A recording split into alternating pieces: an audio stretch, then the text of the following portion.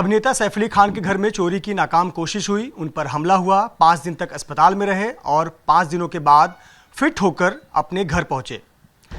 शिवसेना नेता प्रवक्ता संजय निरुपम ने एक सवाल उठाया है कि इतनी गंभीर चोट थी, जैसा डॉक्टरों ने खुद कहा कि यह जानलेवा हमला था, तो 5 दिन में इतने फिट होकर कैसे आ गए? इस पर उन्हें स्पष्टीकरण देना चाहिए। हमारे साथ संजय निरुपम जी है। निरुपम सर, ऐसा मन में सवाल क्यों आ रहा है आपके?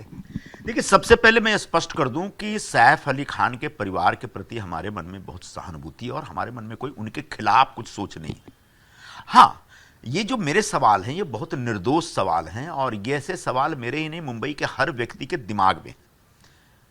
डॉक्टरों ने कहा कि 2.5 इंच का चाकू अंदर घुस गया था पीठ में।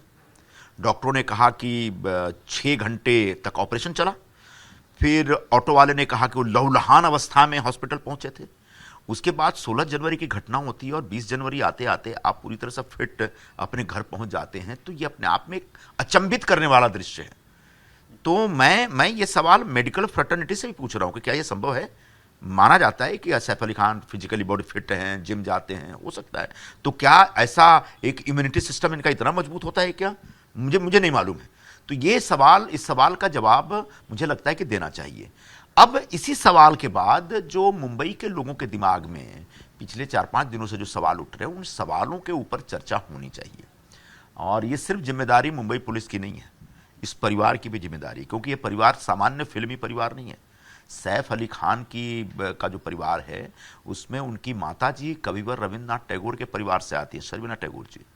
उनके पिताजी इस देश के प्रख्यात क्रिकेटर रहे हैं, मंसूर अली खान पटौदी, और वो हिंदी फिल्म इंडस्ट्री का जो सबसे बड़ा परिवार है, उस परिवार के दामाद हैं। वो राज कपूर साहब के परिवार के दामाद हैं। तो एक इतना प्रतिष्ठित परिवार और इतना समृद्ध बैकग्राउंड वाला परिवार, ऐसी पृष्ठभूमि वाला परिवार, अगर उसके ऊपर हमला होता है तो मुंबई में लोगों के मन में एक सवाल खड़े होते हैं।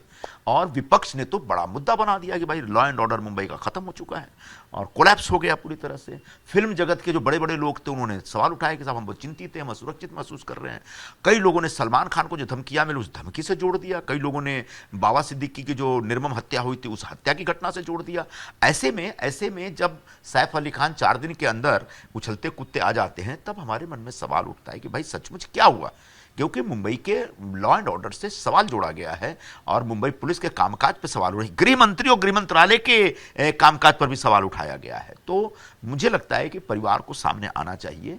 करीना कपूर खान ये नहीं कह सकती हैं कि ये मेरा प्राइवेट मामला है, just stop it now and shut up, इस तरह की भाषा का इस्तेमाल नहीं कर सकती।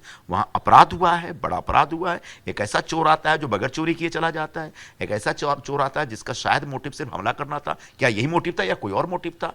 इन सारे विषयों के ऊपर मुंबई पुलिस को तो अपनी बात कहनी है, मुंबई पुलिस को तो खुलासा करना ही पड़ेगा। लेकिन साथ साथ इस परिवार को भी सामने आकर पूरे मुंबई के लोगों को, देश के लोगों को बताना पड़ेगा कि उस रात दरअसल हुआ क्या। आप कह रहे हैं उछलते कुत्ते वो अपने घर पर आ गए। एक एक्टर है, शर्ट पहनी हुई है, हमें उनके घाव के बारे में नहीं पता। ये तो डॉक्टर ही बता पाएंगे ना कितनी गंभीर घाव है और किस स्थिति में थे। और हो सकता है हमने तो कोई रिपोर्ट देखी नहीं उनकी, जो डॉक्टरों ने बयान दिया हम उसी के आधार पर आकलन लगा रहे हैं। तो क्यों उस पर सवाल उठाया जा रहा है कि 5 दिन में कैसे इतना फिट होकर कोई आ सकता है? बिल्कुल संभव है ना। मेडिकल टर्म्स डॉक्टर कह रहे हैं कि हाँ चोट आई थी और वो चाकू की तस्वीर भी सामने आई, जो धारदार चाकू उनके शरीर से निकाला गया। बहुत अच्छा कहा आपने, वो धारदार चाकू थी। चाकू की तस्वीर हम सब ने देखी, पूरे देश ने देखा। वो चाकू 2.5 इंच अंदर तक था, 6 घंटे तक ऑपरेशन चलता है। उसके बाद अगर इस तरीके से सैफ अली खान साहब आ रहे हैं तो ये सिर्फ सवाल नहीं बल्कि एक अचंभित करने वाला दृश्य है। तो मैं तो बोल रहा हूं कि आपने सही कहा कि डॉक्टरों को बताना चाहिए। मैं तो मेडिकल फ्रेटर्निटी से सवाल पूछ रहा हूं कि क्या यह संभव है? क्या एक व्यक्ति अगर फिजिकली फिट होता है तो इतने ऑपरेशन के बाद 3-4 दिन के अंदर एकदम फिट होकर निकल सकता है?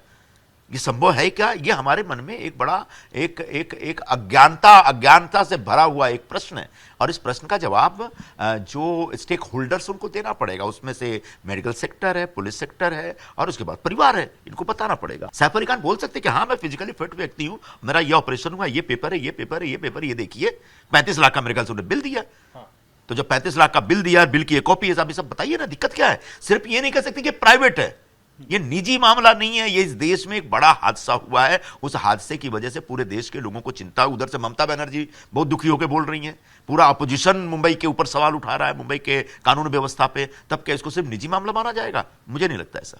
ये क्या जो बार बार कह रहे प्राइवेट मैटर है, और इसीलिए आपको मन में संदेह आ रहा है कि क्या ये वाकई में चोरी की घटना भी हुई और सुरक्षा में कहीं ना कहीं लापरवाही हुई? इतनी आसानी से कोई 11वीं मंजिल तक पहुंच गया, चोरी की कोशिश की, हमला किया और हमला करके फिर उसी रास्ते से निकल भी गया और कोई पकड़ा नहीं गया। देखिए, उस घटना के बाद जो हमारे मुंबई शहर में जो आलीशान बिल्डिंगों में रहने वाले जो लोग हैं, ऊंची ऊंची अट्टालिकाओं में रहने वाले लोग हैं, वो भी असुरक्षित महसूस कर रहे हैं। मैं 23वें माले पे रहता हूं, हमारे यहाँ सिक्योरिटी का बहुत अच्छा इंतजाम है और बहुत अच्छे सिक्योरिटी स्टाफ हम लोगों ने रखे हैं। बावजूद उसकी क्या इस सुरक्षा को भेद कर कोई जा तो सकता है, लेकिन निकल कैसे गया वो?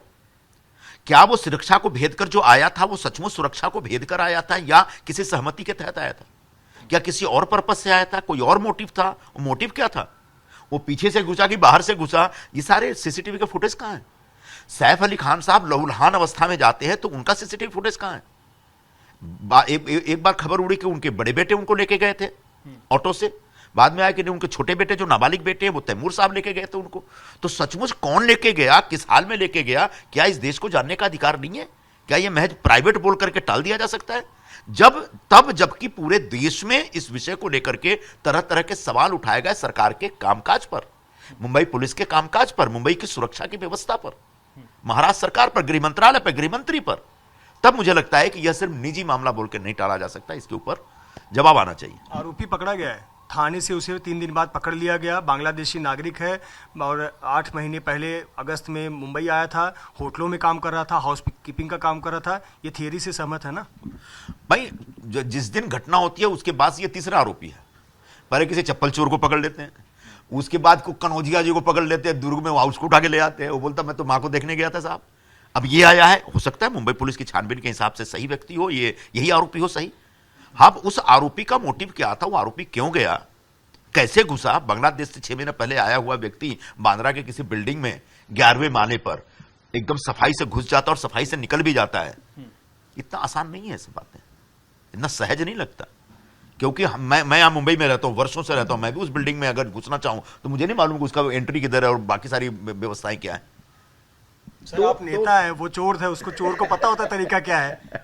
आप नेता है, आप सामने फ्रंट गेट से जाएंगे। ये बात सही है, ये बात सही है कि आप सुरक्षा के कितने भी इंतजाम कर ले, अपराधी आपसे ज्यादा होशियार होते हैं और उसको भेद करके घुस जाते हैं। लेकिन वो घुसा कैसे, उसका जो भी सीसीटीवी फुटेज है, क्या पूरी इतनी बड़ी बिल्डिंग, इतनी आलीशान बिल्डिंग, करोड़ों रुपए के फ्लैट, 4 फ्लोर लेके बैठे हैं आप, क्या आपको सुरक्षा का कोई इंतजाम, अरे सीसीटीवी का कोई इंतजाम नहीं? मेरी बिल्डिंग में 27 सीसीटीवी कैमरे हैं, 12-15 तो हमारे सुरक्षा के स्टाफ रहते, फिर भी इसको भेद के कोई भी घुस सकता है, लेकिन जाने नहीं दूंगा मैं, उसको घेर लेंगे हम। अच्छा, मुंबई पुलिस से जो बार बार, और ये संभव नहीं है कि मुंबई पुलिस के जवान एक एक बिल्डिंग की सुरक्षा के लिए खड़े रहें, ये भी संभव नहीं है। हमको अपने बिल्डिंग की सुरक्षा का इंतजाम खुद करना पड़ेगा और सब करते हैं। मुंबई के सारे हाउसिंग सोसाइटी के लोग अपने बिल्डिंग की सुरक्षा का इंतजाम खुद करते हैं, उसकी जिम्मेदारी उनके ऊपर होती है और मुंबई पुलिस कई बार गाइडलाइन देती रहती है। एक सवाल, आपने जब कल एक्स पर ये पोस्ट लिखा और आपने सवाल उठाए कि ये इतने इंच का धारदार हथियार शरीर में घुसा, 5 दिन में कैसे इतना कोई फिट होकर आ सकता, आपने पूरा टाइमलाइन लिख दिया जो इतने दिनों से हम न्यूज़ रिपोर्टिंग कर रहे हैं।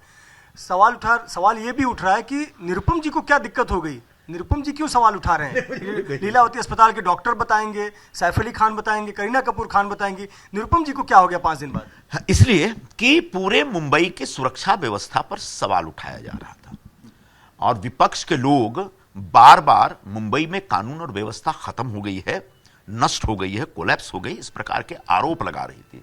और मुंबई में जो विपक्ष के लोग थे, ममता बनर्जी से लेके यहां पर जो उबाठा वाले और बाकी सब लोग हैं, वो सब लोग बार बार सलमान खान की घटना से और बाबा सिद्दीकी की घटना से जोड़ रहे थे।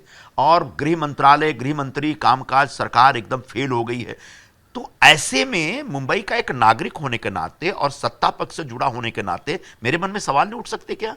मुझे पूरा अधिकार है सवाल पूछने का, और इस सवाल का जवाब पुलिस को भी देना चाहिए और परिवार को भी देना चाहिए और प्रेस को भी देना चाहिए, अगर प्रेस के पास इसका जवाब है तो।